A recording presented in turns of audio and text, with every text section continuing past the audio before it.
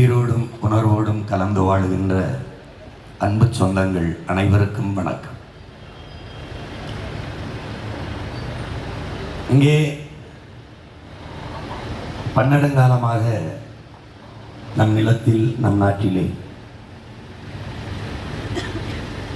அரசியல் என்பது தன்னலமற்ற உண்மையும் நேர்மையுமாக மக்களுக்கு சேவை செய்கிற ஒரு புனிதமான அமைப்பு முறை என்பதை தாண்டி அதிக லாபம் ஈட்டக்கூடிய ஒரு தொழிலாக மாறி நிற்கிறது. அதை அன்பு சொந்தங்கள் எல்லோரும் அறிவீர்கள். வரும்போது எல்லோரும் அரசியல் புரட்சி என்றும் அரசியல் விடுதலை என்றும் தான் தொடங்குகிறார்கள். ஆனால் தொடர்வதும் முடிப்பதும் எங்கே என்றால் அரசியல் விடுதலை, அரசியல் புரட்சி என்பதெல்லாம் போய் அரசியல் வியாபாரமாகி விடுகிறது. இத்தனை கட்சிகள் நம் நாட்டில் இருக்கிறது. எதற்காக இத்தனை கட்சிகள் தோன்றியது, தொடங்கப்பட்டது என்பதை என் அருமை பெற்றோர்களும் என் அன்பு தம்பிதங்கைகளும் சிந்திச்சு பார்க்கும். ஏற்கனவே ஆட்சி அதிகாரத்தில் இருக்கிற கட்சிகளின் அரசியல் கோட்பாடு, நிலைப்பாடு, ஆட்சி இது சரியில்லை என்று ஒரு மாற்று மாற்று மாற்று என்கிற போது எதிலிருந்து மாற்று? எந்த கட்சி ஆட்சியிலிருந்து மாற்று? அது எப்படிப்பட்ட மாற்று? இதுதான் நமக்கு எழுகிற கேள்வி. மாற்று மாற்று என்று வாழ்ந்து இந்த கட்சி ஒன்று திமுக, அதிமுக அல்லது காங்கிரஸ், பாரதிய ஜனதா, இந்த கட்சி அந்த கட்சிகளின் கொள்கை கோட்பாடு, அந்த கட்சியின் ஆட்சி இது சரியில்லை, மாற்ற வேண்டும் என்றுதான் இத்தனை கட்சி. சாதிக்கு ஒரு கட்சி, மதத்துக்கு ஒரு கட்சி. ஏன் என் சமூகம், என் சாதி சமூகத்துக்கு வேண்டிய உரிமையை தர இந்த கட்சிகள் மறுக்கிறது. என் சமயம், என் மதத்திற்கான உரிமையை இந்த கட்சிகள் ஆட்சி மறுக்கிறது. அதனால் நான் அதை பெறுவேன், என் சமூக மக்களுக்கு, என் சாதி மக்களுக்கு உரிமை பெற்றுத் தருவேன் என்று கட்சிகள், இயக்கங்கள் தொடங்கப்படுகிறது. இந்த கட்சி ஆட்சிகளிலிருந்து ஒரு மாற்று என்று பல இயக்கங்கள் தொடங்கப்படுகிறது. ஆனால் எந்த கட்சி ஆட்சி இவர்களுக்கான உரிமையை மறுத்தது, தரவில்லை என்று தொடங்கினார்களோ அதே கட்சி ஆட்சிகளோடு தேர்தல் வரும்போது தேர்தல் உடன்படிக்கை வைத்து அந்த கட்சிகளுடைய கூட்டணி வைத்து அவர்களுடைய வெற்றிக்கு இவர்கள் எல்லாம் சேர்ந்து பாடுபடும் போது மாற்று என்பது பெருத்த ஏமாற்றாகி விடுகிறது. எந்த கோரிக்கையை நிறைவேற்ற இவர்கள் அரசியல் இயக்கத்தை தொடங்கினார்களோ அந்த கோரிக்கை நிறைவேற்றப்படாமல் அங்கேயே செத்து போகிறது. குறிப்பாக மது ஒழிக்கிறதுக்கு ஒரு மாநாடு என்றால் மதுவை ஒழிக்காமல் மதுக்கடை திறந்து வச்சு நடத்தி கொண்டிருக்கிற கட்சிகளுடைய மறுபடி தேர்தலில் கூட்டணி வைத்தால் எப்படி கோரிக்கை நிறைவேற்றப்படும்? அவன் நம்ம எங்கே வேணாலும் போராடிட்டு திருப்பி நமக்கு தான் சீட்டு வருவாங்க. அந்த கோரிக்கை நிராகரிப்பார்கள், ஏற்க மாட்டார்கள். நீங்கள் அறிவார்ந்த தமிழ் சமூக மக்கள், ஆன்றோரும் சான்றோரும் நிறைந்து வாழ்கிற மக்கள், அரசியல் ஆய்வறிஞர்கள், விமர்சகர்கள், உலகத்தை உள்ளங்கையில் வைத்து உற்று பார்க்கிற வசதி வாய்ப்பை பெற்றிருக்கிறீர்கள். எல்லோரும் கவனியுங்கள். இத்தனை ஆண்டுகள் ஆட்சியில் என்ன மாறுதலை, 5 ஆண்டுக்கு ஒரு முறை தேர்தல் வருகிறது, சரி, என்ன மாறுதல், என்ன மாறுதல் நடந்திருக்கிறது? ஒரு சின்ன மாறுதல். இந்த கட்சி ஆட்சிகளிலிருந்து எந்த மாறுதலை கண்டீர்கள்? திமுக ஆட்சிக்கு வந்தால் ஊழல் லஞ்சம் இருக்கும், அதிமுக வந்தால் ஊழல் லஞ்சம் இருக்காது என்றிருக்கா? இல்லை. இவர்கள் வந்தால் டாஸ்மார்க்கை திறந்து வைத்து மக்களை குடிகாரர்களாக்கி, குடிநோயாளிகளாக்கி, பல லட்சக்கணக்கான பெண்களின் தலையை அறுப்பார்கள் என்று இருக்கு. இவர்கள் வந்தால் மூடுவார்கள் என்றிருக்கா? இல்லை. இவர்கள் வந்தால் வளங்களை சுரண்டி கொடுப்பார்கள், விற்பார்கள். இவர்கள் வந்தால் ஆத்துமணல் எழுவார்கள், அவர்கள் வந்தால் மலையை நொறுக்கி எம்சாண்டு மலை மணல் என்று விற்பார்கள். ஆனால் இவர்கள் வந்தால் விற்க மாட்டார்கள் என்றிருக்கா? இல்லை. ஒரு அறிவு சமூகம், இயற்கையின் பரிணாமத்தில் வந்த கடைசி பிள்ளைகள் நாம் இல்லாமல் உலகில் எல்லா உயிரும் வாழ்ந்துவிடும். ஆனால் உலகில் எவ்வுயிரும் இல்லாது மனிதன் வாழ முடியாது என்கிற அறிவியல், உயிரியல் உண்மையை அறியாத கூட்டமாக இருக்குது. இதற்கு எதற்கு கல்வி, எதற்கு இந்த பாடங்கள், படிப்புகள், எதற்கு எதற்கு? மரம் நான் இல்லாமல் மரம் வாழும், மரம் இல்லாமல் நாம் வாழ முடியுமா என்ற கேள்வியை அறிவு சமூகம் எழுப்பி பார்க்கணும். கொக்கு இல்லாமல், குருவி இல்லாமல், மான் இல்லாமல், மயில் இல்லாமல், யானை இல்லாமல், புலி இல்லாமல், சிங்கம் இல்லாமல் வாழ்ந்துவிட முடியும் என்று மனிதன் நினைப்பது எவ்வளவு பைத்தியக்காரர்கள். எவ்வளவு பேச்சுக்காரத்தனம்! மனிதனால் இயற்கை என்பது என்ன? மனிதனால் படைக்க முடியாதது, மனிதனால் உருவாக்கப்படாதது எது எதுவோ அதெல்லாம் இயற்கை. ஆனால் மனிதனால் உருவாக்கப்பட்டது எது? இந்த கட்டடங்கள், இந்த வாகனம், இந்த ஒளிப்பதி கருவி, இந்த பூமியில் நீங்கள் பார்க்கிற எல்லாம் மனிதன். விண்ணூர்தி, கப்பல், தொடர்வண்டி, இந்த கோயில், இந்த கட்டடம், இந்த ஒளிவாங்கி, ஒளிபெருக்கி எல்லாம் மனிதனால் படைக்கப்பட்டது. ஆனால் இதற்கெல்லாம் மூலம் யார்? இதை தந்தது யார்? இதற்கான மூலப்பொருளை தந்தது யார்? அது இயற்கை. அது இயற்கை. அதை தந்தவர் யார்? இந்த பூமி தாய் தான். அவதான் தந்தார். நீங்கள் பார்க்கிற இந்த பூமியில் பார்க்கிற எல்லாம் தந்தவள் அவதான். அவதான் சுவாசிக்கிற காற்றை தந்தது மரம். மரம். உலகத்தில் எல்லா உயிரினங்களும் நச்சு காற்றை வெளியிடும். நற்காற்றை சுவாசித்து ஆக்சிஜனை உள்வாங்கிவிட்டு கார்பன் டை ஆக்சைடை, கரியமில வாயுவை வெளியிடும். ஆனால் மரங்களும் செடிகளும் கொடிகளும் தான். ஒரு சிறிய செடி துளசி, வீட்டுக்குள்ள துளசியை வளர்க்கறது பக்திக்கு இல்லை, அது புத்திக்கு. அது 24 மணி நேரம் ஆக்சிஜனை வெளியிடும், நற்காற்றை வெளியிடும். அதனால தான் வளர்க்கிறோம். நம் முன்னோர்கள் வளர்த்தார்கள். ஆலமரம், அரச மரம் 24 மணி நேரமும் ஆக்சிஜனை வெளியிடும். எதுக்கு நம்ம முன்னவர்கள் கோயிலை கட்டினார்கள், குளத்தை வெட்டினார்கள்? ஏன் வேப்ப மரம், புளிய மரம் நடவில்லை? எதற்காக ஆலமரம், அரச மரத்தில் நட்டார்கள்? ஏன்? அதுதான் நற்காற்றை வெளியிடும், மூச்சு காற்றை வெளியிடும். நம் பிள்ளைகள் வந்து கோயில் வளத்திலே குளித்து சாமியை கும்பிட்டு இங்கே அமர்ந்து நல்ல காற்றை சுவாசிக்க வேண்டும் என்பது தமிழனின் வழிபாடு என்பது, கோட்பாடு என்பது, மெய்யியல் என்பது, அறிவியல் என்பதை தமிழ் சமூக மக்கள் எண்ணில் நிலையை தமிழங்கள் புரிந்து கொள்ளும். சீமான் மரத்தோட பேசிட்டுக்கிறான், மரத்துக்காக ஓட்டு இருக்குறான். அட பாவி, மரத்துக்கிட்ட ஓட்டு இல்லை, என் உயிர் இந்த மரத்துக்கிட்ட தான் இருக்கு. அதனால தான் நான் மரத்தோட பேசிட்டு இருக்கேன். மாட்டோட பேசிட்டு இருக்காங்க. மாடு என்பது மாடு இல்லை, ஆடு என்பது ஆடு இல்லை. நம் செல்வங்கள். எல்லா உலக பேரறிஞரும் சொல்றான், ஆடும் மாடும் மொபைல் பேங்க்ங்கிறான், நடமாடும் வாய்ப்பகங்கிறான். ஒரு ஆடுன்னா 70,000, மாடுன்னா பால். உன் நாட்டின் பொருளாதாரம் என்ன? சாராயம் எவ்வளவு? 50,000 கோடி ஒரு ஆண்டுக்கு. பால், அதன் சந்தை என்ன? 3 லட்சம் கோடி. உன் நாட்டின் பட்ஜெட்டே 3 லட்சம் கோடி தான். உன் அரசு ஆவின் பால் விற்குது. திமுக அதிமுக அரசு ஆ எங்க கேள்வி கேட்க? ஆ இருக்கு, ஆ பால் இருக்கு, ஆவின் பால். பால் இருக்கு, அது பால் தானே? கேள்வி பால் இல்லை, பால் போல ஒன்று. அப்போ ஆவின் பால் பேர் வச்சு, ஆனா என்ன பசு? எங்க பசு? இங்க இல்லை இல்லை. ஆனா பால் வளத்துறைக்கு ஒரு அமைச்சர் இருக்கிறார். பால் இருக்கிறது, வளம் எங்கே என்ற கேள்வியை என் சொந்தங்கள் எழுப்பினால் அதுதான் விழிப்புணர்வு, அதுதான் மாற்றத்திற்கான சிந்தனை. அங்குதான் புரட்சிகரமான அரசியலுக்கான விதை ஊன்றப்படுகிறது. கால்நடைத்துறைக்கு அமைச்சர் இருக்கிறார். கால்நடை எங்கே? உனக்கு பால் எங்கே இருந்து வருகிறது? எங்கே இருந்து?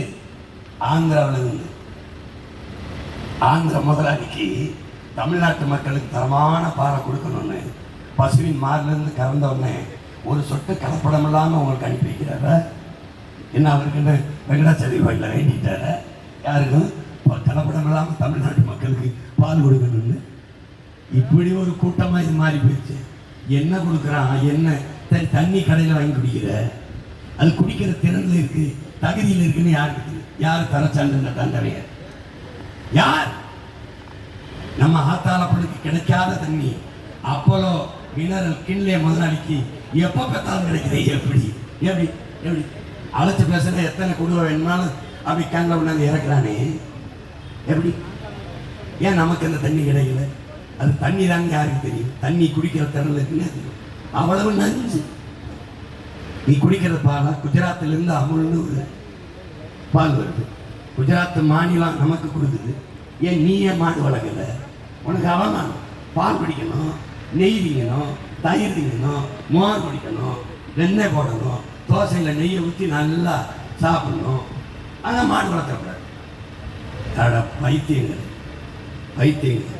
பிரதமர் பேசுகிறாரு டைரி டேயில், பால் நாளில் பாலில் மிகப்பெரிய சந்தை இருக்கிறது. பொருளாதாரம் இருக்கிறது. வானிலேயே நம்ம தற்சார்பு பொருளாதாரத்தை அடைய முடியுங்கிற பேச்சிருக்க கேளுங்க. பேச்சிருக்கு. எது ஒன்றையும் பார்க்கறதில்ல. உலகத்தில் மற்ற நாடுகள் எதுக்கு உங்களுக்கு அலைபேசி இருக்கு, வலையொலி இருக்கு, எல்லாம் பொழுதுபோக்குக்கு எதை பார்த்து தொலைக்கிறிய உருப்படியாதான் பாரு, போய் பாரு. ஒரு சின்ன நாடு சிங்கப்பூர், ஒரு வளமும் இல்லை. நமக்கு அது நிலம் இருக்கு, மலை இருக்கு, காடு இருக்கு, ஏதோ இருக்கு, அறிவு இருக்கு, மனித உழைப்பு இருக்கு, ஆற்றல் இருக்கு, எல்லாம் இருந்து நம்ம ஏழ்மை வரவில் இருக்கோம். 28 விழுக்காடு மக்கள் இரவு உணவு இல்லாமல் தூங்க போகிறோம். பசி பட்டினி, அரிசி பருப்பு, வேட்டி சிலைக்கு 1000 2000 கையேந்திக்கு நிற்கிறான். அவன்கிட்ட ஒன்றுமே இல்லை, கடல் தான். அவன் எப்படி உலகத்தரத்தில் கல்வியில் 3வது இடத்துல இருக்கான்? எப்படி இருக்கான்? இது நம்ம நாடு எந்த இடத்துல இருக்கு? இது தமிழ்நாடு ஒரு இளவலும் இல்லை. எங்கே இருக்கு? அரசு பள்ளிக்கூடம் கல்லூரி போய் பார்த்துருக்கிய? அரசு பள்ளிக்கூடத்தில் கல்லூரியில் அமைச்சர் மக்கள், சட்டமன்ற உறுப்பினர், மாமன்ற உறுப்பினர், இல்லை நாடாளுமன்ற உறுப்பினர் யார் விளையாட படிக்குமா? ஏன் தரம் இல்லை? பல நாட்களாக தரங்கட்டவர்கள்ட்ட அதிகாரத்தையும் ஆட்சியும் கொடுத்துட்டீங்கன்னா தரமில்லாமல் தான் போகும். ஒரு சின்ன நாடு சிங்கப்பூர், ஒரு வளமும் இல்லாமல் சிறந்த நாடாக கல்வியிலே 3வது இடத்துல இருக்காங்க. முதல்ல தென்கொரியா இருந்துச்சு, 2வது ஜப்பான் இருந்துச்சு, 3வது சிங்கப்பூர் இருந்துச்சு. இப்போ முதல்ல ஃபின்லாந்து போயிடுச்சு, 2வது தென்கொரியாவை பின்னுக்கு தள்ளி ஃபின்லாந்து முன்னேறிச்சு. ஆனால் நீண்ட காலமாக 3வது இடத்திலேயே உறுதியாக நிற்கிது சிங்கப்பூர். எப்படி கொடுக்க முடியுது? இந்த சென்னை அளவு தான் இருக்கும் சிங்கப்பூர்.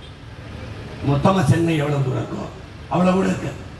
ஒரு சின்ன நாடு, உலகத்தின் தரத்தில் மருத்துவத்திலையும் கல்வியிலையும் ஊழல் லஞ்சமற்ற நாடாக அதாங்க. அதை கவனிக்கணும். ஒரு சின்ன நாடு கியூபா, ஃபெடரல் காஸ்ட்ரோங்கிற புரட்சியாளன் பிறக்கலைன்னா அது அமெரிக்காவில் இன்னொரு மாகாணமாக தான் இருந்திருக்கும். வெறும் கரும்பு தாங்க இருக்கு. நீ உலகத்தின் சக்கரை கிண்ணம் என்றால் அது கியூபா தான் வரும். அந்த ஒரு வளத்தை வைத்துக்கொண்டு அந்த நாட்டில் கல்வி, மருத்துவம், குடிநீர் விநியோகம், மின் உற்பத்தி, பகிர்வு, சாலை ஓடுதல், பராமரித்தல், போக்குவரத்து எல்லாவற்றையும் அரசு வைத்துக் கொண்டு தரமற்ற மக்கள் கொடுக்க முடியும். ஏன்? அங்கே கனவை சுமந்து வந்த ஒரு நாயகன் தலைவன் வந்தான், ஃபிடல் காஸ்ட்ரோ. சிங்கப்பூர் அப்படி இருக்குன்னா காரணம் ஒருத்தன் வந்தான், ஒரு புரட்சியாளன் கனவை சுமந்து வந்தான். அவன் சொல்லுகிறான், 10 years, only 10 years, 10 ஆண்டுகளில் என் நாட்டை உலகத்தின் தலை சிறந்த நாடாக படைப்பேன். 1000 ஆண்டுகள் தாண்டியும் என் நாட்டை மக்கள் போற்றத்தக்க உயரத்தில் வைப்பேன் என்றால் வைத்தான். எத்தனை ஆண்டுகள் மாறி இவர்கள் திமுக விட்டா அதிமுக, அதிமுக விட்டா திமுக, என்ன தொடர்ந்து ஓட்டு போட்டார். உதயசூரியன், கட்டளை, கையி, தாமரை, அது இது. அவர்கள் வென்றார்கள், நீங்கள் தோற்று போனீர். என்ன சாதித்தீர்கள்? மக்களாட்சியை ஏற்றுக்கொண்ட நாட்டில், ஜனநாயக நாட்டில் மக்களுக்கு இருக்கிற கடைசி வலிமைமிக்க கருவி ஆயுதம் வாக்கு. அதை அநீதி, அடக்குமுறை, ஒடுக்குமுறை, பசி பஞ்சம், ஊழல் லஞ்சம், இந்த அநீதிக்கு எதிராக இந்த வாக்கை தூக்குவதற்கு பதிலாக விற்கிறீர்கள் 1500 ஜனநாயக படுகொலை செய்கிற துரோகிகளாக தேச துரோகத்தை செய்து கொண்டிருக்கிறீர்கள். தேர்தல் ஆணையம் எழுதிவிட்டு அதுக்கு 100 கோடிக்கு மேலே செலவு. வாக்குக்கு காசு வாங்குவதும் கொடுப்பதும் குற்றம். ஓராண்டு சிறை. ஏன்னா ஒருத்தவங்க சிறையில் இல்லை, ஒருத்தவங்க ஆனால் கொடுக்குறான். நம்ம போகிற போது பறக்கும் மடை கொடுக்க வந்து நிற்கும். என்ன பண்ணோம்? ஒவ்வொரு தடவை திறந்து பார்க்கும். என்னை 3-4 தடவை சொல்லிச்சு, ஏதாவது செலவு காசு இல்லாத வச்சு விடுங்க. என்ன அது தங்கச்சியில் கேட்குறேன், சார் என்ன சார், ஆனால் போன தடவை நான் உங்களுக்கு தானே ஓட்டு விட்டேன், குட்டியை நான் மன்னிச்சுக்கிறேன். காசு கொடுக்கப்படுதா இல்லையா? படுது, அது தெரியுது, தடுக்க முடியல. இப்போ மகன் என்ன சொல்றேன்? காசு, வாக்குக்கு காசை கொடுத்து வாக்கை பறிக்கிறவன் ஜனநாயகத்தை படுகொலை செய்கிறான். கேடு கட்ட பணநாயகத்தை கட்டமைக்கிறான். பணம் இருப்பவன் தான் அரசியல் செய்ய முடியும் என்றால் அங்கே மக்களுக்கான சேவை என்பது செத்து போகும். பணத்தை முதலீடு செய்து வெல்லுகிறவனின் லாப தேவைதான் இருக்கும். அப்போ எங்கே இருக்கும் ஜனநாயகம்? எங்கே இருக்கும் மக்களாட்சி? எங்கே இருக்கும் மக்களுக்கான அதிகாரம்? ஏன் இந்த கேள்வி யாருக்குள்ளும் எழ மாட்டேங்குது? அப்போ பணம் இருக்கிறவன் தான் அரசியல் செய்ய முடியும் என்றால், நான் என் தம்பியும் எப்படி பணம் இருக்கிறவன் தான் அரசியல் செய்ய முடியும் என்ற நிலை இருந்திருக்குமானால் எப்படி காமராஜர் இருந்திருக்க முடியும்? எப்படி கக்கன், எப்படி ஜீவானந்தம், எப்படி பேரறிஞர் அண்ணா? அவரே பேசுகிறார். பேரறிஞர் அண்ணா பேசுறதுக்கு தட்டிப்பார் வலையொலியில. எதற்காக இந்த காங்கிரசார் ஓட்டு இந்த அண்ணா துறையை தோற்கடிக்க, என்னை ஜெயிக்க முடியாது என்ற பயத்திலே ஓட்டுக்கு காசு கொடுப்பானே, அதுவும் 7 கடல் தாண்டி 7 மலை தாண்டி வெங்கடாசலபதியை 7 மலையானை துணைக்கதற்கு அழைத்து வருவானேன். அந்த படத்தை மக்களிடத்திலே காட்டி அதன் மேலே காசை வைத்து அதிலே சத்தியம் செய்து அந்த காசை கொடுத்து எனக்கு வாக்கு போடக்கூடாது, காங்கிரசுக்குத்தான் போட வேண்டும் என்று இந்த காங்கிரசார் ஏன் இப்படி செய்கிறார்கள் அப்படின்னு பேசுறது. அன்னைக்கு 2 ரூபா கொடுத்துருக்கான் ஐயா அண்ணாதுரை தோப்பிடிக்க. இன்னைக்கு 2000 கொடுக்குறான். யாரு? எந்த அண்ணாதுரை அவர்கள் எதிர்த்து பேசுகிற காங்கிரஸை கூட கூட்டிக்கிட்டு 2 கூட்டுக்கள் அவனையும் சேர்ந்து கொடுக்குறான். என்னடா ஆட்சி! மானத்துக்கு உயிரை விட்ட கூட்டம் கொஞ்சம் கூட கோவப்பட மாட்டேன், கொஞ்சம் கூட சிந்திக்கிறது இல்லை. மூளைங்கிற உறுப்பு எதுக்கு? இவர் வந்தா மகளிர் உரிமை தொகை, அது யாரு? கலைஞர் உரிமை தொகை. அவருக்கு என்ன ஒரு உரிமை? என்ன உரிமை? அவர் தொகையாது. அதில் 1000 5 ஆண்டு முடியும் போது நாடு மக்கள் வளர்ந்துட்டாங்க. அதனால என்ன? 2000. ஐயா எடப்பாடி 2000. புதுசாக வந்திருக்கு தம்பி 2500. உன் மானத்தை ஒரு நாள் ஏழை விடுறதை பார்த்து ரசிச்சு கேவலம் கேவலம். நாங்கள் வந்தால் ஃப்ரிட்ஜுக்குள்ள எதோ இருக்கா, எதை இருக்கா, கீரை, வெண்டைக்காய், காய்கறி, பழம் இல்லை அதையுமே கொடுப்பேன். எங்கள் அப்பா விவசாயி தான் கொடுப்பேன், வேற எதுவும் கொடுக்க முடியாது. மிக்சி கொடுத்தாங்க, எதை போட்டாங்க? மல்லி, மிளகாய், மஞ்சள் தானே. அதை யார் தருவா? அதை யார் தருவா? அது விவசாயி தான். சரி மிக்சி கொடுத்தாங்க, எத்தனை நாள் போடும்? நீயே போய் கடையில் இந்த மிக்சி, கிரைண்டர், ஃப்ரிட்ஜெல்லாம் நீயே போய் பார்த்து வாங்கிட்டு வந்தாலும் அது ஒரு 6 மாதம் 1 வருஷத்துக்குள்ள பழுதாயிடும். இவங்க மொத்தமாக அடிமாட்டு விலைக்கு வாங்கிட்டு வந்து உனக்கு கொடுத்தா அது 2 மாதம் ஓடும் நின்று. அடுத்த தேர்தல் வரைக்கும் மிக்சியில் போட்டு நீ மசாலா அரைக்காம மாவு அரைக்காம என்ன பண்ணுவ? அடுத்த தேர்தல் வரைக்கும் காத்திருப்பியா? சொல்லு. மிக்சி கிரைண்டர் இருக்கு, அதை பயன்படுத்துவதற்கு தடை இல்லாமல் மின்சாரம் இருக்க. என்ன நாடு, என்ன ஆட்சின்னு இதை சைத்துக்கிட்டு இருக்கீங்க. ஆள் மாறுகிறது 5 ஆண்டுக்கு ஒரு முறை, ஆட்சி மாறுகிறது. ஐயா கருணாநிதி இல்லை என்றால் அம்மா ஜெயலலிதா, திமுக இல்லை என்றால் அதிமுக, ரெட்டலை என்றால் உதயசூரியனா ரெட்டலை, ஐயா ஸ்டாலினா எடப்பாடி, ஐயா இல்லைன்னா ஸ்டாலின். ஆட்சி முறை மாறுகிறதா? அதான் கேள்விங்க. அப்படியே அவங்க வந்தாலும் டாஸ்மார்க் இருக்கும், இவங்க வந்தாலும் டாஸ்மார்க் இருக்கும். அவங்க வந்தாலும் ஊழல் லஞ்சம், இவங்க வந்தாலும் ஊழல் லஞ்சம். அவன் வந்தாலும் கொல்ல, இவன் வந்தாலும் பட்ட பகுதியில் வெட்டுவான். சரி நீ சொல்லு, வீட்டிலிருந்து வெளியில் வந்துட்டு திருப்பி உயிரோட வீட்டுக்கு போயிடுவேன் உறுதியை உனக்கு தர முடியுமா? தருவியா நீ? உன் பிள்ளை, நம்ம பிள்ளை பள்ளிக்கூடத்துக்கு போயிட்டு அல்லது கல்லூரிக்கு போயிட்டு பணிக்கு போயிட்டு திருப்பி பத்திரமா வந்துருங்கிற நம்பிக்கை உனக்கு இருக்கா? சொல்லு, இருக்கா? எப்படிப்பட்ட நாட்டில் நீ வாழ்ந்துட்டு இருக்க? நிறைந்த போதையே ஒரு பண்பாடு, ஒரு வாழ்க்கை முறை, ஒரு கலாச்சாரமாக மாறி போய்விட்டது நமது நாட்டில். எல்லாவற்றையும் தனியார் மயப்படுத்திய அரசு, கல்வி, அறிவை வளர்க்கும் கல்வி, உயிரை காக்கும் மருத்துவம், உலக உயிர்களின் உயிர் தேவையா இருக்கிற நீர், இது 3ம் விற்பனை பண்டமாகிவிட்ட நாடு நாடல்ல சுடுகாடு என்பதை அன்பு தம்பிதங்கள் அறிவார்ந்த பெற்றோர்கள் புரிந்து கொள்ளணும். ஒரு நாட்டின் வளத்திலேயே ஆகப்பெரிய வளம் அறிவு வளம் தான். செல்வத்திலே சிறந்த செல்வம் கல்வி செல்வம் தான். ஒரு நாட்டை ஆளுகிற மன்னனுக்கு கூட அந்த நாட்டில் மட்டும்தான் செல்வாக்கு இருக்கும், மதிப்பு இருக்கும். அந்த நாட்டை தாண்டி நாடு இருக்காது. ஆனால் கற்றவனுக்கு சென்ற இடமெல்லாம் சிறப்பு. அதைத்தான் அறிவு மூதாட்டி அவை சொல்ற. ஒரு நாட்டை எப்படி கட்டமைப்ப? கல்வியில் இருந்துதான். கல்வியில் இருந்தால் ஒழுக்கம், நன்னெறி, தர்ம சிந்தனை, சமூக மேம்பாடு எல்லாம் கொண்ட ஒரு சமூகமாக கட்டமைக்க முடியும் என்றால் கல்வியிலிருந்து தொடங்கணும். உலகத்தில் ஒரு நாட்டின் எதிர்காலம் அந்த நாட்டின் வகுப்பறையில் தீர்மானிக்கப்படுதுங்கிறான். வகுப்பறையா இருக்கா, அறிவு கருவறையா இருக்கா, அல்லது வியாபார அறையா இருக்கா? யோசிச்சு பாரு. நல்லா காசு கொடுத்தா நல்ல கல்வி, இல்லைன்னா கட்டடத்தை வேடிக்கை வந்து வீட்டுக்கு போகலாம். அப்போ எப்படி பண்ணுவீங்க? தனியார் முதலாளியால் தரமான கல்வியை கொடுக்க முடியும் என்கிற நிலை இருப்பது எவ்வளவு அவமானம். போய் பாரு, சிங்கப்பூர், மலேசியாலாம் போய் பாரு. இதான் இருக்கு, போயிட்டு தான் இருக்க. தனியார் முதலாளிகளும் கல்லூரி, மருத்துவமனை நடத்துகிறார்கள், பள்ளி நடத்துகிறார்கள், அரசும் நடத்துது. 2ம் போட்டியிடுது. மக்களுக்கு யார் தரமா கொடுக்கணும், அது வரவேற்கத்தக்கது. அதான் உன் மையம் சொல்றேன். உன் பிள்ளை 2 வந்தா முதல்ல என்ன பண்ணுவேன்? கையெழுத்து என்ன போடுவாங்க கேட்பான். கையெழுத்து முதலமைச்சர் கையெழுத்து தான் போடணும், இல்லைன்னா செல்லாது.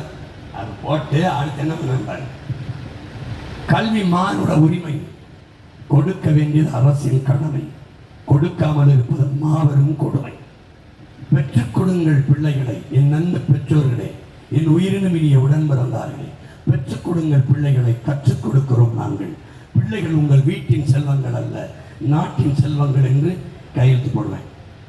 ஓட்டு என்ன பண்ணுவேன், உலகத்தான எதிராக பின்லாந்து, ரெண்டாவது யாருன்னா தென்கொரியா, மூணாவது சிங்கப்பூர். இந்த 3 நாட்டையும் முந்தி கொண்டு கல்வியின் தரத்தை உயர்த்துது. இனி பின்லாந்திலிருந்து, சிங்கப்பூர்ல இருந்தும், தென்கொரியாவிலிருந்து ஒருத்தன் பேசணும், உலகத்தின் கல்வித்தரம் எங்கே, தமிழ்நாட்டின் கல்வித்தரம் தான் உலகத்தரம் என்று சொல்றோம்.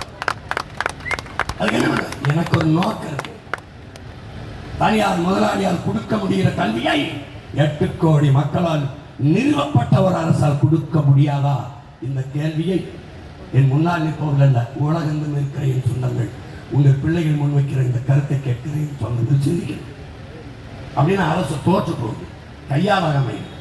எதுக்கு இந்த அரசு? அப்போ பள்ளிக்கூடம் வச்சிருக்க, தரமா வச்சிருக்கிய, பள்ளிக்கூடத்தை சுடுகாடு மாதிரி வச்சிருக்க, ஆனால் நீ புதைச்சிருக்க சுடுகாடு வச்சிருக்க, நட்சத்திர விடுதி மாதிரி வச்சிருக்க. இப்போ நான் என்ன செய்யறேன், தடையை நான் மாற்றணுங்க, அதை குட்டியச்சராக்கிட்டு இதை நட்சத்திர விடுதி மாதிரி ஆக்கணுங்க. யார் செய்வாங்க? போய் பாரு, உலகத்தை ஒப்பிடுவே, இங்கே யார் செய்தாங்க? செய்தான். இதை டெல்லியில 5 ஆண்டுகளில் அரவிந்த் கெஜ்ரிவால் செஞ்சார். போய் பாரு, அவனுடைய கட்டட அமைப்பு, கற்பித்தல் முறை, அங்கே நீச்சல் குளம், அங்கே விளையாட்டு திடல். உன்னை நான் உப்புமா கிண்டிலாம் போடுறவன், காலையில் 5 நாளும் உப்புமா, உப்புமாக்கு மேனிக்க நாட்டை கொடுத்தீங்கன்னா உப்புமா தான் போடுவான். போய் பாருவேன், உலக தரத்துக்கு கொண்டு வந்து நிறுத்திட்டான் கெஜ்ரிவால். அரவிந்த் கெஜ்ரிவால் ஆன முடியும், மகன் சீமான் ஆன முடியாத சொல்லு. அவன்கிட்ட ஒன்றும் இல்லை. அது யூனியன் பிரதேசம், சின்ன பகுதி. இவ்வளவு பெரிய நிலமும் மலம் வச்சுட்டு, இவ்வளவு பெரிய கனவு வச்சுட்டு உங்க பிள்ளையார் கொடுக்க முடியாத. அருகில் ஒரு பெரியவர் கேரளாவில் பினராயி விஜயன். போய் பாரு, தனியார் பள்ளிகளுக்கு கல்லூரிகளுக்கு போயிட்டு இருந்த மாணவர்களை 31 விழுக்காட்டு மாணவர்களை அரசு பள்ளி கல்லூரியின் மக்கள் திருப்பிட்டான். ஏன்? தரத்தை உயர்த்திட்டான். நீ ஏன் உயர்த்த மாட்ட? ஏன் உயர்த்த மாட்ட சொல்லு. தனியார் பள்ளி கல்லூரி மருத்துவமனையில் வைத்திருப்பதே இவர்கள் தான். அவை அரசு பள்ளி கல்லூரியின் தரத்தை உயர்த்திட்டா அங்க வர வியாபாரம் குறைந்து விடும். அவன் லாப தேவைக்காக மக்களுக்கு செய்ய வேண்டிய சேவையை மீறுகிறான், மறுக்கிறான். அரசு மருத்துவமனைக்கு அரசு நடத்துற எவனாவது அதில் படுக்கிறானா கேள்வி. எனக்கு தெரிஞ்ச அரசு மருத்துவமனை படுத்தது 2 பேர். ஒன்று எங்கள் ஐயா தாப்பாண்டி, இன்னொன்று எங்கள் ஐயா நல்லகன். அவன் 2 பேரும் கம்யூனிஸ்ட்வாதிகளாக எளிய பிள்ளைங்களாக படுத்தான். அதுக்கு முன்னாடி ஐயா கக்கன் போன்றவர்கள் எங்கள் முன்னோர். ஐயா எம்ஜிஆர் படம் இல்லை, அப்பளவர் படுத்தாங்க. ஐயா கருணாநிதி அவர்களுக்கு முடியல, எம்ஜி ராமச்சந்திரன். அதுக்கப்புறம் அம்மா ஜெயலலிதா முடியல, அப்போ ஐயா கருணாநிதி அவர்களுக்கு முடியல, காவிரி தம்பி செந்தில் பாலாஜிக்கு முடியல, தாத்தா ஓமந்தூர் ராமசாமி ரெட்டியார் இருந்திருங்க. அரசு மருத்துவமனையில் வச்சாங்க 2 நாள், 2 days சொல்லி ஷிஃப்ட். உடனே இங்கே காவிரிக்கு ஏன் தரம் இல்லை? யாருக்கு? அரசு நடத்துறவங்களுக்கே தெரியுது தரம் இல்லை. அப்போ எப்படிப்பட்ட அரசு? மறுபடியும் யாருக்கு போட போற? இந்த தரங்கட்டை கொடுத்து போட்டு ஆட்சியை கொடுத்து ஓ நெஞ்சரியில்லை, ஓ நெஞ்சரியில்லை புலம்பிக் கொண்டிருப்பார். ஒன்னாலதான் நாடு நாசமா போகுது. இது புலம்பிக் கொண்டிருக்கிற நேரம் இல்லை, காலம் இல்லை. இழந்து விட்ட உரிமைகளை பிச்சை கேட்டு பெற முடியாது, போராடித்தான் பெற்றாக வேண்டும் என்கிற புரட்சியாளர் அம்பேத்கர். அதற்குத்தான் உங்கள் பிள்ளைகள் வீதியில் நீங்கள் போராடி கொண்டிருக்கோம். 1 ஆண்டு 2 ஆண்டு இல்லை, 15 ஆண்டுகளாக 10 ஆண்டுகளாக இந்த தேர்தல் அரசியல்.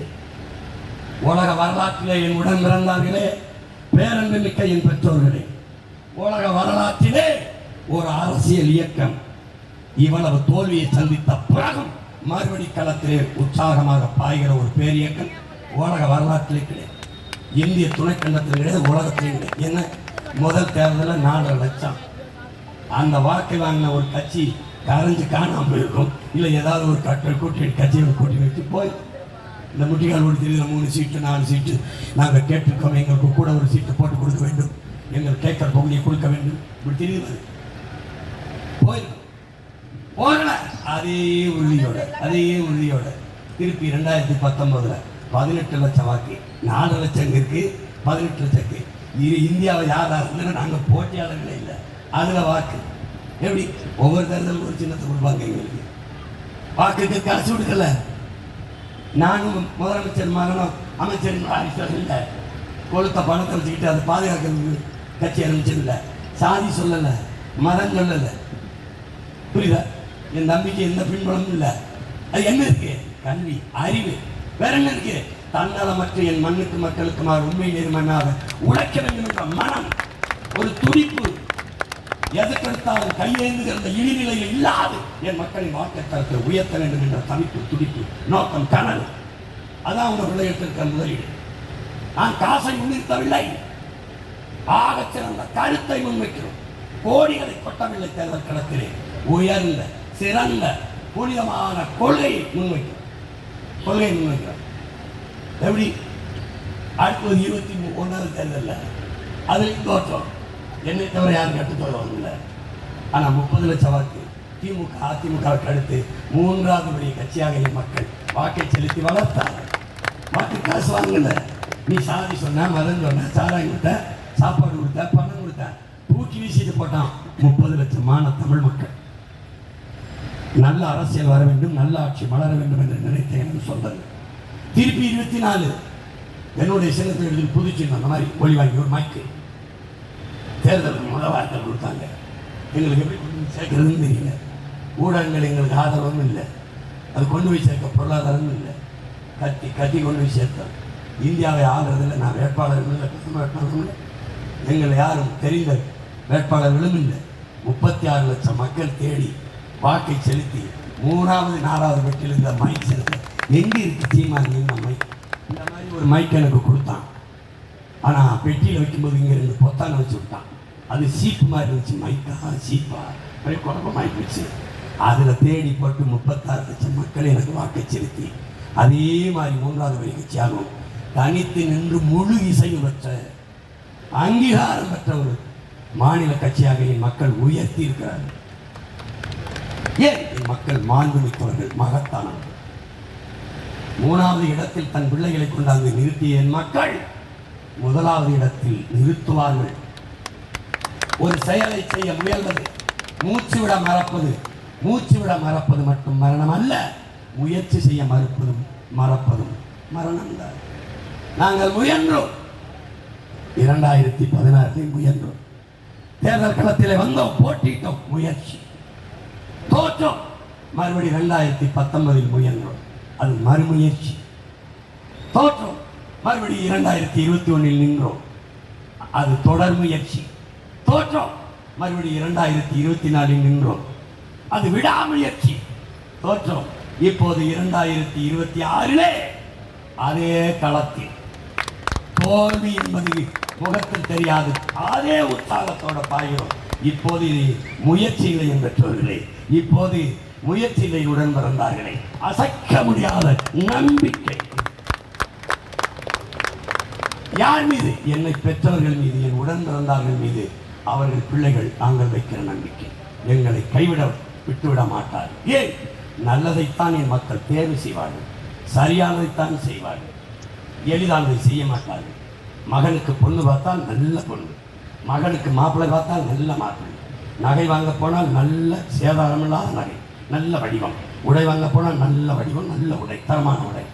எதில் ஒன்றிலுமே சரியானதை, தரமானதை, நல்லதையே தேர்வு செய்த என் மக்கள் இந்த தேர்தல் களத்தில் எந்த கட்சி ஆட்சிக்கு வந்தால் நாடு மக்களும் நிம்மதியாக முடியும். எவன் வந்தால் தரமான கல்வி கிடைக்கும். உலகத்தரத்திற்கு மருத்துவத்தை கொடுப்போம் உங்கள் பிள்ளைகள். சட்டம் போடுவாங்க. அரசு அதிகாரிகள், முதலமைச்சர், அமைச்சர் யாராக இருந்தாலும் அரசு பள்ளி கல்லூரியெல்லாம் பிள்ளையை படிக்கணும். அப்படி இல்லை, படிக்காமல் தனியார் பள்ளி கல்லூரியும் சேர்த்தா அவர் சம்பளங்களவோ அது சரிவாதியை துண்டிச்சுட்டே இருக்கும். நீ கொழுப்படுத்த போய் எங்கே போனால் தேசத்தை அவமதிக்கிறாங்க. அரசு மருத்துவமனையெல்லாம் யாராக இருந்தாலுமே படுக்கணும். உலகத்தரத்துக்கு தரத்தை உயர்த்தணும். தனியார் மருத்துவமனையில் கொடுக்குற தரத்தை இந்த அரசு கொடுக்கணும்னா அவ்வளவு தோல்வியுற்ற அரசா? தமிழ்நாட்டு அரசு, அறத்தின் வழி நின்று ஆண்ட அவர்களின் தமிழ் மண் மக்களினுடைய அரசு. வா மோதுவோம். யார் தரமா இருக்குது? அரசு மருத்துவமனைக்கு போனால்தான் பிழைப்போம் என்ற நிலையை உருவாக்குவேன். இந்த நாட்டின் முதல் அமைச்சர், பிரதம அமைச்சர், முதல் குடிமகள், நாட்டின் முதலமைச்சர்களுக்கு என்ன தரத்தில் மருத்துவம் கிடைக்குமோ அந்த தரத்தை காடை ஓடி மயிலாப்பூரில் ஓலை குடிசையில் இருந்தாலும் சரி, மாலை இருந்தாலும், ஏழை பாட்டியாக இருந்தாலும் சரி, 90 வயசு பாட்டியாக இருந்தாலும், என் தேசத்தின் முதுபெரும் சொத்து, பாதுகாக்க வேண்டிய பொக்கிஷம் என்று, தேசத்தின் தாய் என்று இந்த அரசு மருத்துவமனை கடைகோடி மகனுக்கு, முதல் குடிமகனுக்கு கிடைக்கிற மருத்துவத்தை கடைகோடி மகனுக்கு கிடைக்க செய்யும். அதான் சரியான ஜனநாயகம், முழுமையான மக்களாட்சி. குடும்பம் எப்படி? 1 ரூபா கட்டணம் இல்லாமல், கல்வி எப்படி? 1 ரூபா கட்டணம் இல்லாமல். அதுக்கப்புறம் என்ன? உலக உயிர்களின் தாய்ப்பால், உயிர்ப்பால் தண்ணீர். மனித தேவை மட்டுமல்ல, பூச்சி வண்டு நம்மளை கடிக்கிற கொசுக்குங்கிறது. அதனால அது விற்பனைக்கு இல்லை, வந்தவன தடவுவேன். பேனிட் தடை மீறி விட்டான்னு வச்சுக்க, தூக்கி சிறையில் அடைன்னு வச்சுக்கணும். அது மேலே விற்க முடியாது. நானே கொடுத்தேன் தூய குடிநீரை, நானே சேமித்து என் நாட்டு குடிகளுக்கு நானே தூய குடிநீரை கொடுப்பேன். கட்டணம் இல்லாமல் கொடுப்பேன், கட்டணம் இல்லாமல் தருவேன். எல்லா உயிர்களுக்கும் நீர் கிடைக்க வாய்ப்பு ஏற்படுத்துவேன். எந்த குருவிக்கு யானை தண்ணி இல்லாமல் ஊருக்குள்ள வந்துச்சு, கரடி உள்ளே வந்துச்சு, புலி உள்ளே வந்துச்சு, அந்த நிலையெல்லாம் செய்ய மாட்டேன். ஏன்? நான் இயற்கையின் காதலன், இயற்கையின் மகன். எனக்கு தெரியும் என் தாய் பூமின்னு எனக்கு தெரியும். இந்த பைத்தியக்கார பயிலுக ஐயா கவிப்பேரன் சுயம்புத்துற மாதிரி இந்த தாய்ப்பாலும் தண்ணீரும் மலிவாக கிடைக்கிறதுனாலேயே இந்த மனுஷ பயிலுக்கு மதிக்க மாட்டேங்கிறாங்க. காலுக்கு கீழே மிதிப்படுறதுனாலேயே இந்த பூமி தாயின் அருமை தெரியல. உன்னை பெற்றவர்கள் 10 மாதம்தான் வயிற்றுல சுமக்கிறார். அன்னையின் மடியிலிருந்து கீழே இறங்கி முதலீடு எடுத்து வச்சு இல்லை, இவன் மடியில் தான் வச்சேன். உன் வாழ்நாளின் கடைசி நொடி வரை இந்த பூமி தாய் தான் உன்னை சுமக்கிறார். கடைசியை செத்து போனவொடனே பெத்த தாய் கூட பணம்னுவான். பணத்தை தன் வயிற்றுக்குள்ள மறுபடியும் வாங்கி கொள்பவள் இந்த பூமி தாய் தான். உதைந்தோ எரிந்தோ நீ சாம்பலாவதும் அவள் மடியில் தானே. ஆதலினால் என் அன்பு சொந்தங்களே, உங்கள் தாய் நிலத்தை பேரன்பு கொண்டு, இந்த பூமியை பேரன்பு கொண்டு காதலிங்க. நான் ஈழத்து பாவேந்தன் புதுவரத்தமிழர். உனக்கு பூமி தான் நன்றியாது, ஏதுன்னு தெரியாது. நீ கும்புறதுக்கு 1 கோடி சாமி இருக்கு, வாழ ஒரு பூமி தான் இருக்கு. எவன் அதுக்காக கத்துறாங்க? 3 தான் உங்கள் பிள்ளைகளின் ஆட்சி கட்டணம் இல்லாமல் தரும். ஏன் இலவசங்கிற சொல்லலை, அதை அறிவிக்கிறேன், அதை ஒழிக்கிறேன். இலவசங்கிற சொல்லையே ஒழிக்கிறேன், அழிக்கிறேன். ஏன்? ஆறுதலால் காயங்கள் ஆறாது, அழுவதனால் எதையும் அடைந்து விட முடியாது, தூறல்களால் பயிர்கள் விளையாது. என் தேசத்தை நாசமாக்கிய ஒரே சொல் இலவசங்கிற தவத்திற்கொண்ட கொடியடிகளால் இலவசம் பெற வேண்டிய ஏழ்மை வறுமையில் இல்லாது என் மக்களின் வாழ்க்கை தரத்தை உயர்த்தினேன். கல்வி, கல்விக்கேற்ற வேலை, வேலைக்கேற்ற சம்பளம், அதை கொண்டு வாழ்கிற பெருமை மிக்க வாழ்வு, அதுதான் எங்கள் கனவு. அதை நோக்கித்தான் உங்கள் பிள்ளைகளின் ஆட்சினார். இது 3 தான் அடிப்படை. இது 3ஐயும் கட்டணம் இல்லாமல் தரும். மற்றபடி மின்சாரம் தடையின்றி தரும். மாற்று மின்வெட்டு போட்டு காட்டுற எப்படி மின்சாரத்தை மாற்று வழியில் உற்பத்தி செய்வதற்கு தேவையானதை மின் உற்பத்தியில் பிற முதலாளிகள் பிற மாநிலத்திலிருந்து வாங்காமல் நானே தண்ணீரை எப்படி அடைவேன்னு போட்டு காட்டு. பிறகு தரமான சாலை, பயணிக்க நல்ல போக்குவரத்து, நோ ஓசி பஸ்ஸு, ஏசி பஸ்ஸு காசு கொடுத்து போ, தரமான பஸ்ஸு தானே, அதில் ஏறிப்போ, உரிய கட்டணத்தை கொடுத்து போ. புரியுதா? இந்த ஓசியை வண்டி ஓட்டுறவங்க கேள்வி, ஓசி பஸ் 1 லட்சம் கோடி ஏற்கனவே அதில் கடந்து கீழப்படுத்தி எப்படி ஓட்டுவேன்?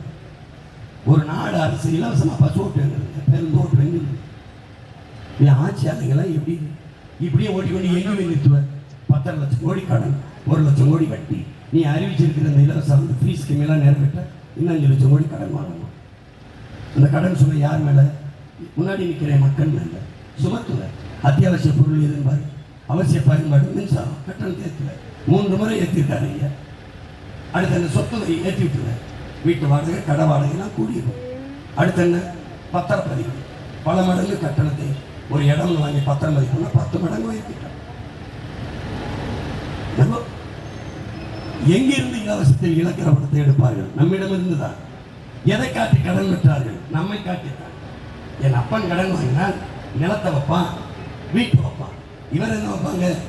மக்களின் நலத்தை வைப்பாங்க, மண்ணின் வளத்தை வைப்பாங்க, நாட்டை விற்பார்கள். நாட்டை அடமான வைத்து கடனை பெற்று 10 லட்சம் கோடி கடன். 10 லட்சம் கோடி கடனில் நிறைவேற்றப்பட்ட ஒரு நலத்திட்டம். நல்ல கல்வி கொடுத்தாயிட்டதா? தரமான குடிநீர் பகிர்ந்தளிக்கப்பட்டதா? தடையற்ற மின்சாரம் தானே உற்பத்தி செய்த மின் உற்பத்தியில் நிறைவேற்றதா? இல்லை.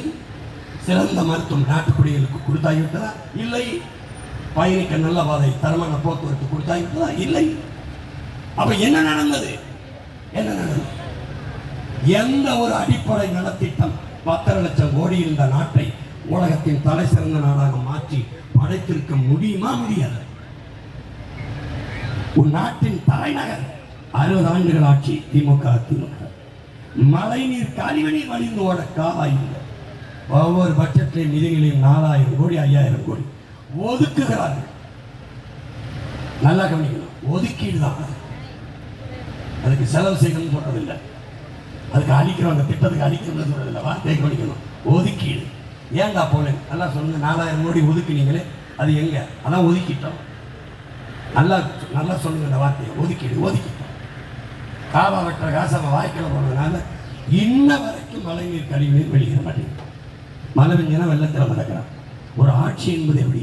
நல்ல ஆட்சி என்பது இல்லை. வெள்ளத்தில் மக்களை மிதக்க விட்டு, வெள்ளத்தில் சிக்கி கஷ்டப்பட விட்டு, சாக விட்டுட்டு வெள்ள நிவாரணம் கொடுக்கறதெல்லாம் ஆட்சி. வெள்ளத்தில் மிதக்க வேண்டிய அவசியம் இல்லாமல் ஒரு சொட்டு நீர் வீதிகளில் தெருக்கு வீட்டு வாசலையும் தேங்காமல் வெளியே எடுத்துக்கொண்டு போறதுக்கு காவாய் வாய்க்கால் விட்டு வெளியே எடுத்துட்டு போறது ஆட்சி இருக்குவாரு, அதுதான் நல்ல ஆட்சி. ஒரு ஆண்டு தப்புனா பரவாயில்ல, ஒவ்வொரு ஆண்டும் வெள்ளத்திலே மக்கள் மிதக்கிறாங்க, ஒவ்வொரு ஆண்டும் வெள்ள நிவாரணம் கொடுக்குற அரசு. இவங்க எந்த கோபமே மக்களுக்கு இல்லை. எப்படி மழை நீரை கழிவு நீரை வெளியே எடுத்துட்டு போவாங்கிறத உன் மகன் போட்டு காட்டுறேன் படம் பாரு. ஏன்னா கருத்தையெல்லாம் அவனுக்கு கடத்த முடியல என்னால். 15 ஆண்டுகளை கத்திரை வந்து சேரலை, கொஞ்சம் தான் சேர்ந்துருக்கு. அதனால் காட்சிப்படுத்தி என் கனவை விரிக்கிறேன் உங்கள் கண் முன்னாடி பாருங்க. எப்படி தண்ணியை தேங்க விடாமல் மற்ற நாடுகள் எப்படி இந்த கழிவு நீரை மழை நீரை எப்படி வெளியேற்றி எப்படி அதை நிர்வாகம் செய்துங்கிறத போட்டு போட்டு காட்டும். அதுபோல் நான் செய்கிறேன். இப்போ அறிவார்ந்த சமூகம் இந்த களத்தில் நிற்கிற எல்லா தலைவர்களும் எடுத்து வைக்கிற கருத்தை கேளுங்க. எது சரியாக இருக்கோ அவங்களுக்கு வாக்கு செலுத்துங்க. எங்கள் கருத்து நல்லதுன்னா கொள்ளுங்க, அல்லதுன்னா தள்ளி விடுங்க. மக்களின் பிரச்சனையை எவனாவது மனசிலிருந்து பேசுறதுனான்னு பாருங்க. இந்த தலைவன் எவனாவது ஒருத்தன் தலைவன் என்பவன் குறிப்புகளோடு பேசுறவன் இல்லை, குறிக்கோளோடு பேசுறவன் தான் தலைவன். தலைவன் இருந்தவன் தாழ்ந்திருந்து மக்கள் பிரச்சனையை பார்த்து படிக்கூடாது, தன் தலையிலிருந்து பேசணும். நீ இங்கே இரு, நாளைக்கு காலையில் வரைக்கும் இப்படி பேசிக்கிட்டே இருப்பேன். ஏன்னா உன் வலி, உன் காயம், உன் துன்பம், உன் துயரம் எல்லாம் எங்க இருக்கு? இங்கே இருக்கு. ஏன் ஆவேசமான மொழி? நீண்ட காலமாக தாங்கி இருக்கிற வழி. அதனால தான் இந்த மொழி. எனவே நான் அன்பு சொந்தங்கள் கொஞ்சம் சிந்திங்க, கொஞ்சம் சிந்திங்க.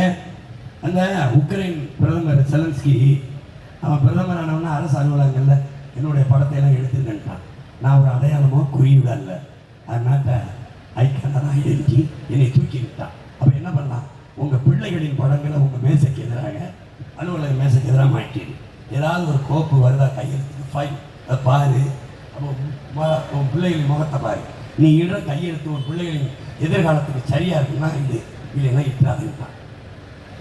அதே உங்கள் பிள்ளைகள் உங்கள் உடன் பிறந்தவங்களுக்கு என்ன சொல்கிறேன்னா, நீங்கள் வாக்கு செலுத்த போங்க, போகும்போது சாப்பிட்டு தான் போவீங்க. தட்டில் உங்களுக்கு சாப்பாடை தந்தது யாருன்னு ஒரு நொடி யோசிங்க. தெரியும், விவசாயி தான் தெரியும். விவசாயிக்கு நன்றி, உணவு தந்த விவசாயிக்கு நன்றிங்கிற எண்ணத்தை நெஞ்சில் சுமந்து செல்லுங்க, வாக்களித்து செல்லுங்க. அந்த விவசாயி எங்கள் சின்னத்தில் இருப்பான். அப்படி பாருங்க. இந்த வாட்டி தேடாதீங்க, 3வது 4வது பெட்டிக்கு முதல் பெட்டியிலே இருப்பான். ஏன்? நீங்கள் கொடுத்த அங்கீகாரம் தான். உங்கள் வாக்கில் உங்கள் பிள்ளைகளை அங்கீகரிக்கப்பட்ட கட்சியாக்குனதுனால இப்போ முதல் பெட்டியில் இருக்கணும். அதில் உங்களுக்கு தெரியுமா, சூரியன் எல்லா பெட்டியும் இருக்காது, ரெட்டையில எல்லா பெட்டியும் இருக்காது, கை தாமரை இந்தியாவை ஆண்ட கட்சிகள் சின்னம் கூட இருக்காது. ஆனால் உங்கள் மகங்க சின்னம் எல்லா பெட்டியிலும் இருக்கும். 234 தொகுதியிலே 234 தொகுதியில் தனிச்சு நின்று போட்டியிட கட்சி தானே பெரிய கட்சி. ஓட்டுக்கு காசு கொடுக்காம ஓட்டை வாங்க முடியும் நம்பிக்கை இருக்கிறவன் தானே நல்ல கட்சி. இலவசம் தரமாட்டேன், கல்வி மருத்துவம் குடிநீர் தந்த மற்ற தரமாட்டேன்னு சொன்னாங்க நேர்மையான. உனக்கு வாக்க பறிக்க தெரியாதா? எனக்கு வீட்டுக்கு ஒரு ஹெலிகாப்டர் தரேன்னு தெரியாதா? ஒவ்வொரு 1000 ரூபாய் இல்லை 2000 வாங்கிட்டு ஒவ்வொரு கிலோ தங்கம் தாரேன் சொல்ல தெரியாதா எனக்கு? ஏன் நீ நம்புவ? இந்த சிரிக்கிறீங்கள, அவன் சொல்லும்போது சிரிக்கல, நான் சொல்லும்போது சிரிக்கல. எப்படி ஏமாத்துறது எளிது. மார்க்கு ட்வைன்கிற அறிஞர் என்ன சொல்றான்? மக்களை ஏமாத்துறது எளிது, ஆனால் அவர்கள் ஏமாந்து கொண்டிருக்கிறார்கள் என்பதை உணர்த்துவது ரொம்ப கடினம். நாங்கள் தான் 15 வருஷமா கத்தி உணர்த்தி பார்க்குறோம், புரியல. கொஞ்சம் பேருக்கு புரிஞ்சிருக்கு, பத்தலை. இப்போ ஒரு மகத்தான மாறுதல், ஒரு மாபெரும் புரட்சி இளைய தலைமுறை பிள்ளைகளுக்குள்ளே எழுந்திருக்கு. ஒரு புரட்சி தீ பச்சை தீ எரியுது. புரட்சி என்பது ஒவ்வொரு மனிதனின் காலடிக்கு கீழே காய்ந்த செல்களாக கிடக்கிறது. ஒரு தீக்குச்சியின் உரசலுக்காக காத்து கொண்டுகிறான். என் பிள்ளைகள் தெருவந்து பத்தி கொளுத்தி போடுறான். இங்கே என் தம்பி அருண் போடுறான் 234. அதுபோக பச்சை பச்சை பிள்ளைங்க பள்ளி கல்லூரியில் படிக்கிறான். இந்த நாடு அந்த நாடுல எல்லா நாட்டிலும் தீ வச்சு எரிக்கிறான். புரட்சி தீ எதை இந்த அநீதிக்கு எதிரான அறப்போரை தொடங்கி வெள்ளங்கள் வெறிகொண்டு நிற்கிறான். பசி பஞ்சம் ஊழல் லஞ்சம் கொலை கொள்ளை சாதி இழிவு தீண்டாமை அடக்குமுறை ஒடுக்குமுறை பாலியல் வன்கொடுமை பெண்ணி அடிமைத்தனம் மதுமத போதை வேலையின்மை பணக்கொள்ளை இது எதுவும் இல்லாத புதிய ஒரு தேசம் செய்வோம். மக்கள் புரட்சியால் அதை உறுதி செய்வோம் என்ற மகத்தான கனவுடைய பிள்ளைகள். அங்கே போய் செல்லுங்கள், பாருங்கள். அந்த இடத்தில் ஒரு நொடி யோசியுங்கள். ஒற்றை வரலாறு உலகம் திரும்பி பார்க்கிற வரலாற்று பெரும் புரட்சியை காலத்தில் மகத்தான சாதனையை உங்களால் நிகழ்த்த முடியும். எந்த சின்னத்திற்கு வாக்களித்தால் நல்ல கல்வி கிடைக்கும், எந்த சின்னத்திற்கு வாக்களித்தால் சிறந்த மருத்துவம் கிடைக்கும், எந்த சின்னத்திற்கு வாக்களித்தால் தூய குடிநீர் தடையின்றி கிடைக்கும், கட்டணம் இல்லாமல் கிடைக்கும், எந்த சின்னத்திற்கு வாக்களித்தால் படித்தவன் படிக்காதவன் அனைவருக்கும் அரசு வேலை கிடைக்கும், வேலை இல்லை என்ற சொல் இல்லாது எப்போ எந்த சின்னத்திற்கு வாக்களித்தால் மொழி. இதையெல்லாம் ஆழ்ந்து சிந்தித்து எந்த சின்னத்திற்கு வாக்களித்தால் நம் பிள்ளைகள் பெண் பிள்ளைகள் பத்திரமாக வெளியில் சென்று பத்திரமாக திரும்புவார்கள். எல்லாவற்றையும் யோசித்து ஆய்ந்தறிந்து என் அன்பு சொந்தங்கள் வாக்கை செலுத்துங்கள். அது விவசாய சின்னத்திற்கு செலுத்த வேண்டும் என்று நான் சொன்னேன். இதற்கு செலுத்தினால் நாடு மக்களும் நிம்மதியாக இருக்கும் என்று வாக்கு செலுத்துங்கள். ஐயா கருணாநிதி ஆட்சி காலத்தில் வாழ்ந்துட்டீங்க 5 முறை, அம்மா ஜெயலலிதா ஆட்சி காலத்தில் 4 முறை, ஐயா எடப்பாடி 4.5 ஆண்டு, ஐயா ஸ்டாலின் முழுமையாக 5 ஆண்டு. இந்த ஆட்சி தொடரட்டும் நினைத்தா எங்கள் சின்னத்தை தொட்டாதீங்க. இதோட முடியட்டும் தர்மம்னா தொடுங்க, விவசாயிக்கு தொடுங்க, அழுத்துங்க, மொத்தமாக இதை மாற்றுங்க. இந்த அநீதியான ஆட்சிகளை கூற செலுத்துங்க. தயவு செய்து நன்கு மக்களே, புரட்சி என்பது ஒரு தலைகீழ் மாற்றம் என்பது சொல்லல்ல செயல். மாற்றுவோம். புரட்சி எப்போதும் வெல்லும். உங்கள் பிள்ளைகள் எங்களின் வெற்றி அதை சொல்லும். இலக்கு ஒன்றுதான் இனத்தின் விடுதலை. இனம் ஒன்றாவோம், இலக்கை வென்றாவோம். தமிழ் தாய் வாழ்க, தலைவர் பிரபாகரன் வாழ்க. மயிலாப்பூர் தொகுதியிலே என் ஆறுயிர் இளவல் என் அன்பு தம்பி அருண் வெல்க வெல்க வெல்க. இவனை போல என் தம்பியை போல தகுதியான துடிப்பு மிக்க ஒரு இளைஞன் இல்லை இவனுக்கு விட சிறந்த தகுதி வாய்ந்த ஒரு வேட்பாளர் இருந்தால் அவருக்கு நீங்கள் வாக்கை செலுத்துங்கள். என் வாக்கையும் என் தம்பி வாக்கையுமே அவர்களுக்கே செலுத்துவோம். ஆனால் இனிமேலாவது பாரு, யாருக்கு செலுத்துவீங்க? எல்லாத்துலேயும் சரியானதான் தேடுவீங்க, எல்லாத்துலேயும் இதுலேயே தவறு விடுவீங்க, இதுலேயும் தவறு விடுவீங்க. அடுத்த 5 ஆண்டுனால நம் எதிர்காலத்தை தீர்மானிக்க போகிற நல்ல தலைமையை தேர்வு செய்யுங்கள். என் பிள்ளை என் அன்பு தம்பியின் ஆறுகிறவன் அருண் அவர்களை தேர்வு செய்து நீங்கள் சட்டமன்றத்துக்கு அனுப்புங்கள். பன்னெடுங்காலமாக மக்கள் மன்றத்திலே மக்கள் முன்னாடியே கத்திக்கொண்டும் பேசிக்கொண்டும் கதறி கொண்டிருக்கிற உங்கள் பிள்ளைகள் ரத்தம் வேர்வையாக உருகி ஓட, உடம்பெல்லாம் உப்பு பூக்க, நெஞ்சு வெடிக்க, தொண்டை தண்ணி வறண்டு போக, முகமெல்லாம் கருத்து போக, விடலெல்லாம் சோர்வடைய உங்கள் முன்னாடி நீங்கள் கத்துவது எங்கள் நலனுக்கல்ல, எங்களுக்கு ஒரே ஒரு தன்னலன்தான், அது என் இனத்தின் நலன்தான். எனவே என் அன்பு சொந்தங்கள், அறிவார்ந்த பெருமக்கள், கற்றறிந்த சான்றோர்கள் நிறைந்த இனத்தின் மக்கள், எங்கள் பிள்ளைகள் எங்களுடைய கருத்தை கொஞ்சம் கவனியுங்கள். சரியாக இருந்தால் மதிப்புமிக்க வாக்கை எங்களுக்கு செலுத்தி வெற்றி பெற செய்யுங்கள். இந்த மயிலாப்பூர் தொகுதியிலே போட்டியிடுகிற என் தம்பி வேட்பாளர் அல்ல, பன்னெடுங்காலமாக தாழ்த்தி வீழ்த்தி வைக்கப்பட்ட தமிழ் தேசியனை உணர்வை இழந்து உரிமை இழந்து உயிரை இழந்து அடிமைப்பட்டு நிற்கிற அன்னை தமிழ் சமூகத்தின் மொழி மீட்சிக்கு, இன எழுச்சிக்கு, நிலவள பாதுகாப்புக்கு, மக்கள் நல பாதுகாப்புக்கு போராடுகிற ஒரு அரசியல் புரட்சிகர அரசியல் படையாக இருக்கிற நாம் தமிழர் கட்சியில் முன் கள போராளிகள், கள வீரர்கள் தான் என் கட்சி வேட்பாளர்கள். அப்படி இந்த களத்திலே நிற்கிற ஒரு மகத்தான கனவை சுமந்து இருக்கிற என் ஆறுயிர் தம்பி அருண் அவர்களுக்கு நீங்கள் வேளாண் குடிமகன் விவசாய சின்னத்திலே வாக்கை செலுத்தி நீங்கள் வெற்றியடையுங்கள். என் தம்பியும் வெற்றியடைய செய்யுங்கள். புரட்சி வெல்லட்டும். நன்றி, வணக்கம். நாம் தமிழ். ஓடும்போது வெளியேறோ, சுத்தி ஓடும்போது பொறியாடோ. சகோதரா வேரோடு வா, நான் தமிழோடு வாரேன். விளையாடி பார்ப்போமடா திருச்செந்தூரிலே, விளையாடி பார்ப்போம். வேல்வேல் வீரவேல், வேல்வேல் வெற்றிவேல். முருகப் பெருமானுக்கு, முருகப் பெருமானுக்கு, திருமுருகப் பெருமானுக்கு நாம் தமிழர். மூட குழியில் புராண புழுதி மூடி கிடந்தான் முருகன். தோண்டி துடைத்து விஞ்ஞான தண்ணீரில் கழுவினேன். ஒற்றை துணி சற்றே அசைகுற நெற்றிச் சுடர் வற்றி பரவிட வெற்றி திரு வேலுக்கதிபதி உயிர் கொண்டார். கடவுளா நீ என்றேன். மூத்த குடி காத்த மூதாதை என்றார். குன்றில் ஏன் குடி என்றேன். ஆதி மனிதன் குடி அதுதானே என்றார். குளிர்மலையில் ஏன் குறைவிடை கொண்டாய் என்றேன். இரையாகும் விலங்கை துரத்தி கொண்டே இறை தேடும் விலங்கு விட்டு உயிர் தப்பி ஓட, சுனைகள் ஆறுகள் நீந்தி கடக்க, தேனடை தேடி கிளைதோறும் குதிக்க, தொங்கும் ஆடை தொல்லையா இல்லையா, இன்னொன்றையும் நெஞ்சில் எழுது, நெசவு கண்டது குறிஞ்சியில் அல்ல, மறவாதே அது மருதம் என்றார். படையலுக்கு ஏன் முருகா